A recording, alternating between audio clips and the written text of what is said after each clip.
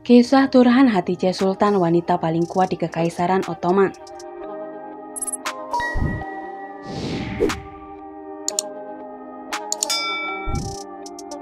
Turhan Hatice Sultan adalah salah satu wanita paling kuat di Kekaisaran Ottoman. Dia adalah seorang tawanan yang kemudian menjadi selir kesayangan Sultan Ibrahim. Dia dikenal orang yang ambisius dan terkunci dalam perebutan kekuasaan selama 3 tahun dengan Qasem Sultan yang akhirnya dibunuhnya. Namun, ketika dia menjadi Ibu Suri, dia dikenal karena kesalehan dan proyek pembangunannya. Turhan Hatice Sultan berusia 12 tahun ketika dia menjadi tawanan. Dia ditangkap di Rusia dan dikirim ke istana Topkapi dari Han Crimea sebagai hadiah untuk Qasem Sultan. Kemungkinan besar, Sultan Qasem memberikan Turhan Hatice kepada putranya Ibrahim sebagai selir. Turhan Hatice melahirkan seorang putra bernama Mehmet, yang kemudian menjadi Mehmet IV, yang sangat menyayangi ibunya dan menjadi favoritnya hingga diberi gelar Haseki.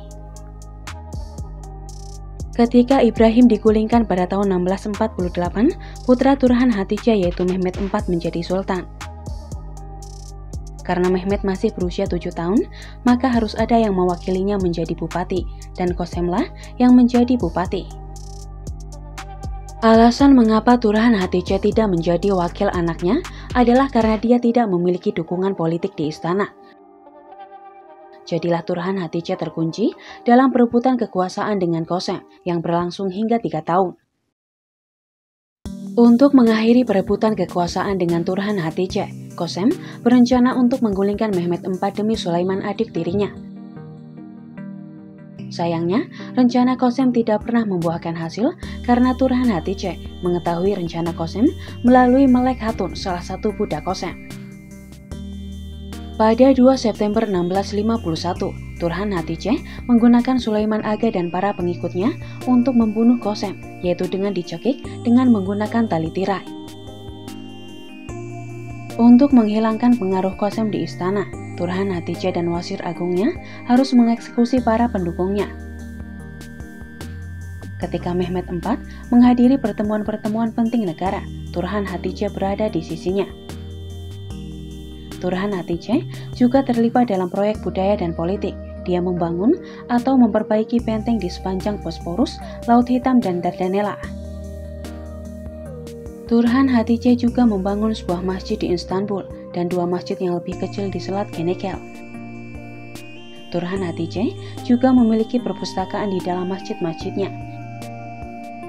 47 buku disumbangkan ke 2 masjid kecil dan lebih dari 300 berada di Masjid Nivalide. Kontribusinya yang paling signifikan adalah Masjid Baru di Eminonu. Sebuah puisi terkenal tentang dia disusun oleh Abdi Basa yang memuji Turhan Hatice karena membangun 2 benteng, satu di kedua sisi selat. Dia membuat tanah orang-orang beriman aman dari musuh.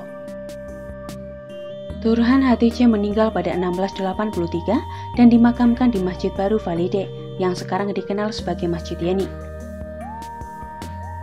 Dia dimakamkan bersama putranya dan keturunannya.